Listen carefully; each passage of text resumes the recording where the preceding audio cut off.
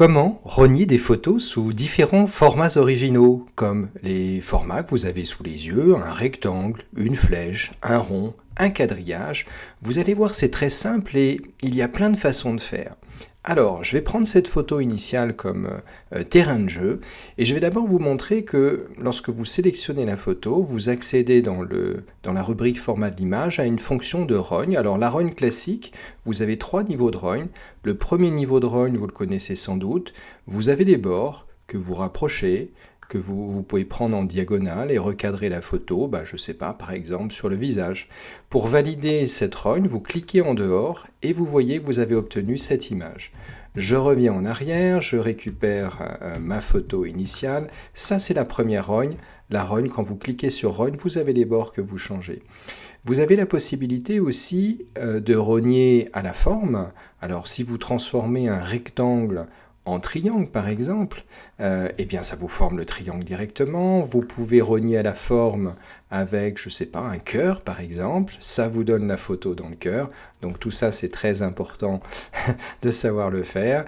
Et puis, pour l'ellipse, alors, le problème de l'ellipse, c'est que si vous partez d'un rectangle, eh bien, vous allez obtenir un ovale. Ça ne vous fait pas un rond directement. Donc, il faudra passer par la troisième forme de rogne qui s'appelle rapport hauteur-largeur. Et vous allez rogner sous la forme d'un carré, c'est-à-dire avec une unité de 1 sur 1. Et là, vous allez pouvoir retrouver le rond. Alors, ce rond-là peut s'obtenir d'une autre façon également, et c'est la méthode que je voulais vous montrer. Je vais faire un CTRL-D pour mettre la photo de côté et l'avoir à disposition, et je vais vous montrer quelque chose de beaucoup plus simple encore.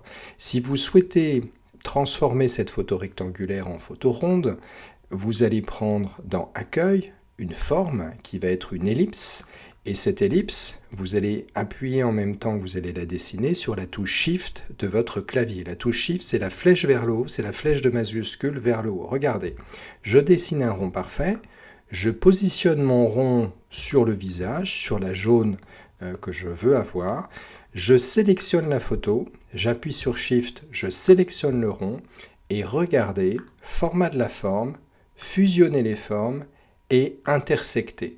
Et du coup, j'ai mon visage qui est tout à fait en rond. Ça, c'est le premier exemple. CTRL-D, je vais prendre une autre forme, alors qui peut être une forme sur le même principe, ça peut être une forme, je ne sais pas. Allez, ça peut être cette forme-là, par exemple. Donc, je crée cette forme-là, et je vais dire que je vais positionner cette forme sur le visage de cette jeune femme de façon à récupérer. Et de la même façon, je sélectionne d'abord la photo, j'appuie sur Shift, je sélectionne la forme, je vais dans Format de la forme, fusionner les formes, intersecter. Et j'ai une jolie photo de cette jeune femme avec la forme que j'ai choisie. N'oubliez pas, il faut d'abord sélectionner dans l'ordre la photo, la touche Shift, puis la forme que vous souhaitez. Alors, je vous montrerai d'autres exemples ici. Bon, ça, c'est l'équivalent de ce que je vous montrais. Le rond, c'est l'équivalent.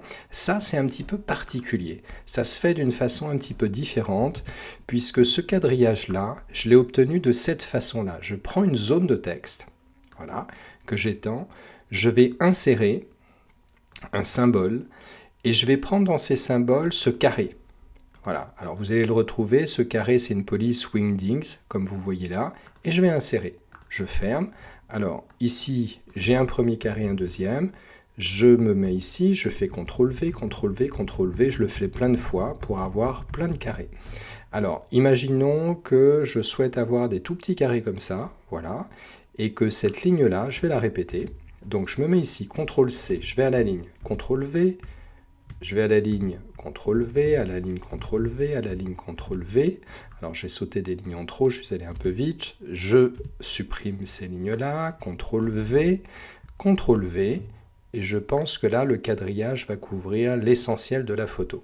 Alors, regardez, parce que c'est un petit peu bluffant, cette histoire-là. Ensuite, c'est le même principe que celui que je vous ai indiqué.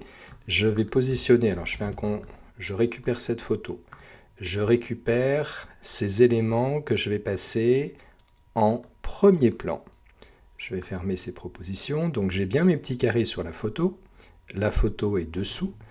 Je vais sélectionner d'abord la photo, la touche Shift, la forme.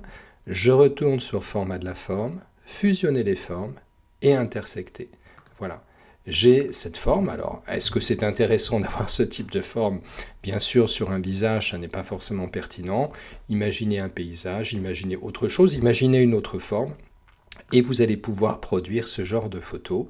Je vous rappelle les étapes. On sélectionne la photo, on met la forme dessus qu'on sélectionne, on va dans le format de l'image et on va dans les éléments que je vous ai indiqués, c'est-à-dire les éléments d'adaptation de la forme sur l'image, en intersectant.